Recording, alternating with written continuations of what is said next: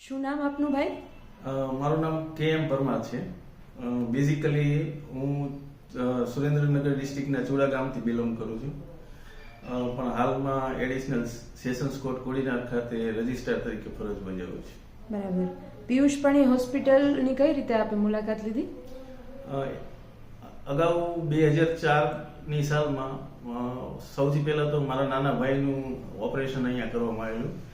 એની condition તો બહુ critical હતી, બહુ વધારે સિવિયર ડેમેજ થઈ ગયું હતું. પણ એનું ઓપરેશન અને સાથે સાથે મારી રસમસાનો પ્રોબ્લેમ હતો, પણ પહેલાં એનું કરાવવાનું મેં વિચાર્યું.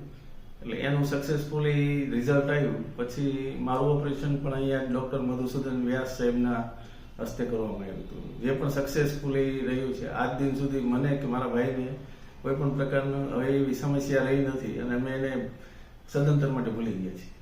કેટલા વર્ષ પહેલા તમને તકલીફ થયેલી? 2000ની સાલથી તકલીફ શરૂ થયેલી, પણ એને થોડું જેમ નોર્મલ ડિસીઝ હોય એમ એવોઇડ કરેલું પહેલા.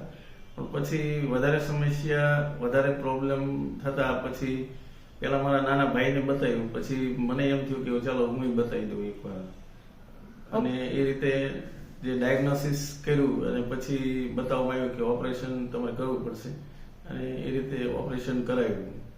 પણ 2004ની સાલ પછી હું જ્યારે ડ્રેસિંગ માટે કે એવી રીતે સાહેબની મુલાકાત લીધેલી, ત્યારે સાહેબે મને કીધેલું કે મરચું ભરેલો ગ્લાસ ત્યાં પી જાઓ, તમને હવે કંઈ નહીં થાય. અને એ રીતે હજી સુધી કંઈ થયું નથી. જોકે એટલું બધું પીધું નથી, પણ બધું એઝ યુઝ્યુઅલ નોર્મલ ખોરાક, નોર્મલ જીવન જેવું જીવીએ છીએ, અને એવું હવે કંઈ છે નહીં. ઓપરેશનને કેટલા વર્ષ થયા? ઓપરેશન 2004માં કર્યું હતું, એટલે 24-25નું સાલ છે, એટલે અંદાજે 20-21 વર્ષ થયા. એટલા સમય દરમિયાન તમને વચમાં કઈ તકલીફ પડી હોય? નહીં, જરાય નહીં, નેવર. બરાબર. પિયુષ પાણી હોસ્પિટલનો ઓવરઓલ આપને કેવો અનુભવ રહ્યો? એકદમ એક્સેલન્ટ. હું તો અહીંયા જોકે મારા સનને લઈને આવ્યો ત્યારે ડોક્ટર સાહેબને મળવાની જ્યારથી ટ્રેનમાં બેઠો ત્યારથી ઉત્કંઠ ઈચ્છા હતી.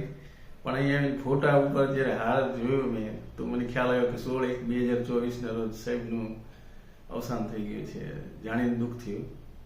મળવાની ઈચ્છા અધૂરી રહી ગઈ છે.